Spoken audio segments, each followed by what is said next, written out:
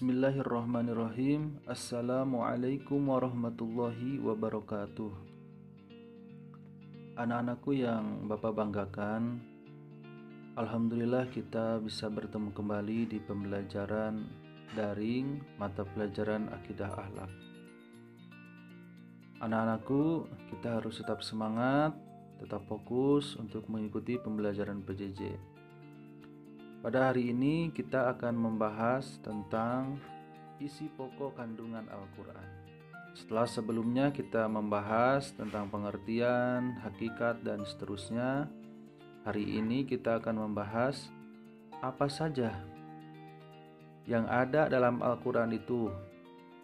Sebagai kitab suci yang sempurna, sejak dulu Al-Quran berisi petunjuk secara lengkap sesuai dengan perkembangan zaman. Apa saja kandungan-kandungan yang ada dalam Al-Quran? Sebagian besar meliputi diantaranya yang pertama adalah akidah. Apa itu akidah? Akidah yakni mengajarkan kepercayaan kepada Allah Subhanahu wa Ta'ala, malaikat, kitab-kitab, rasul, hari akhir, dan takdir. Keenam perkara ini disebut rukun iman dan pokok-pokok kepercayaan. Kemudian yang kedua, ibadah, yakni mengajarkan cara-cara ibadah kepada Allah Subhanahu wa Ta'ala, seperti ibadah sholat, zakat, haji, dan lain sebagainya. Kemudian yang ketiga, muamalah, yakni mengajarkan hubungan antara manusia baik dalam keluarga, tetangga, maupun masyarakat. Muamalah ini berkaitan dengan misalkan berdagang ataupun pinjam meminjam, sewa menyewa, semuanya ada di situ ya. Dalam Al-Quran jelas. Kemudian yang keempat, akhlak karimah, yakni budi pekerti yang mulia baik dengan anggota keluarga, masyarakat secara luas maupun dengan Allah Subhanahu wa Ta'ala sebagai penciptanya. Dalam Al-Quran banyak yang menjelaskan tentang akhlak kita, khususnya kepada orang tua misalkan. Banyak tentang birrul walidain, di sana dijelaskan. Kemudian hablum minannas, hablum minallah ada. Kemudian yang kelima itu ada tarikh. Apa itu tarikh? Yakni menceritakan sejarah umat terdahulu untuk diambil pelajaran bagi umat sebelumnya. Misalkan cerita Nabi Musa, cerita Nabi Muhammad, kisah-kisah terdahulu, semuanya ditulis dalam Al-Quran.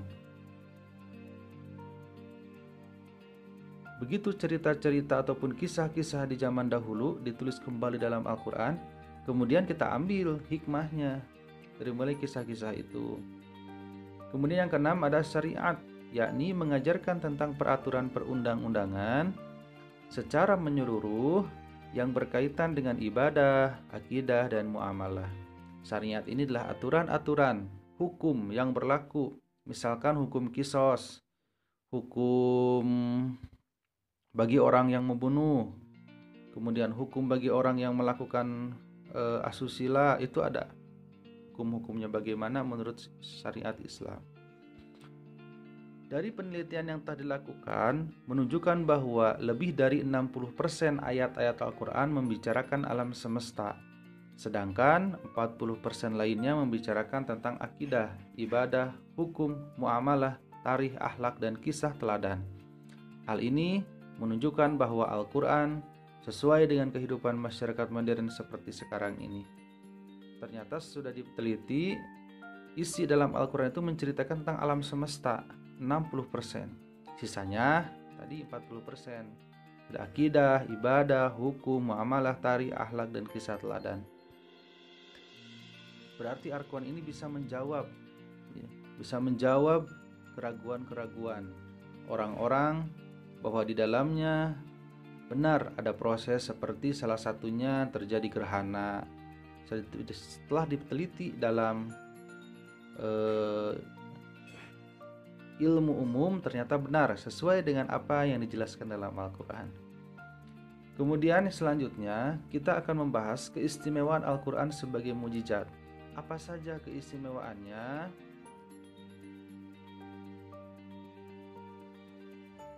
Pada waktu pemikiran manusia masih sederhana, Allah Subhanahu wa Ta'ala menurunkan kitab suci yang sederhana pula. Dengan demikian, manusia dapat mengikuti petunjuk-petunjuk yang ada di dalam kitab suci tersebut.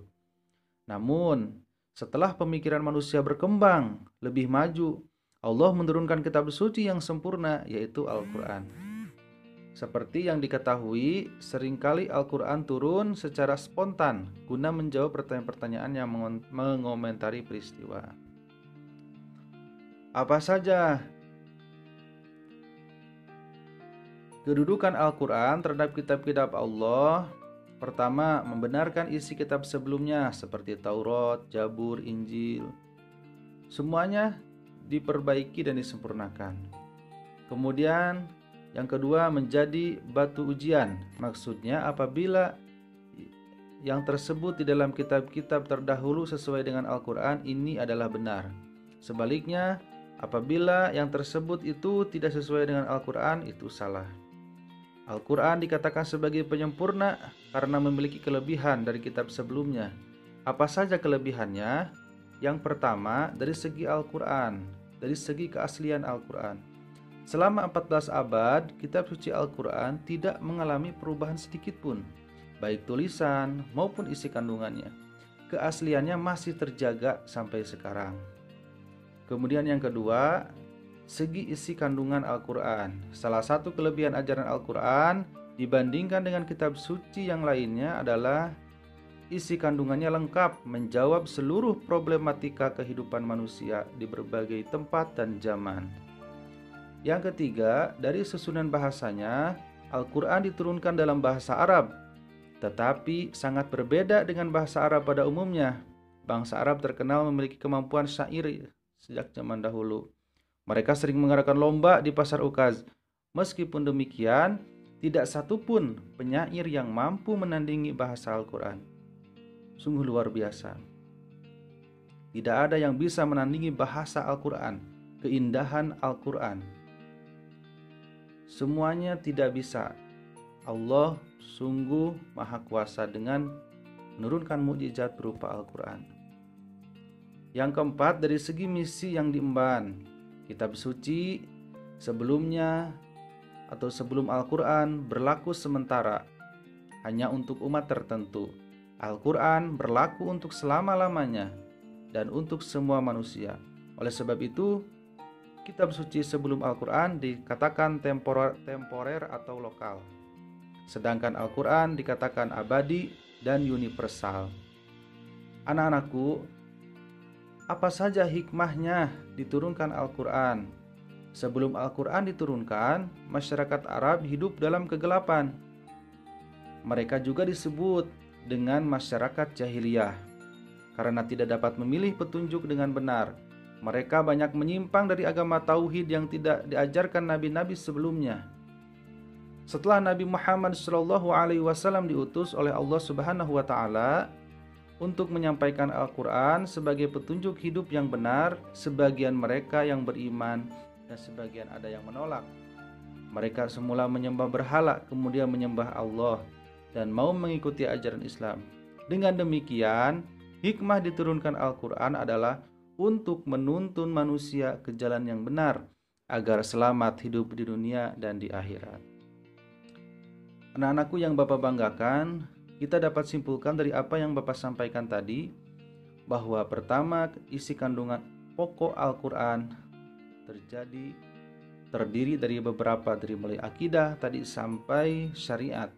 Kemudian dari segi keasliannya, kelebihannya, keistimewaannya Al-Quran sangat abadi dari kitab-kitab sebelumnya dan sempurna dan lengkap dari kitab-kitab sebelumnya. Kemudian hikmah diturunkannya Al-Quran tentu untuk menuntun kita ke jalan yang benar agar kita semua selamat di dunia dan di akhirat. Mungkin itu yang bisa Bapak sampaikan hari ini. Terima kasih. Wassalamualaikum warahmatullahi wabarakatuh.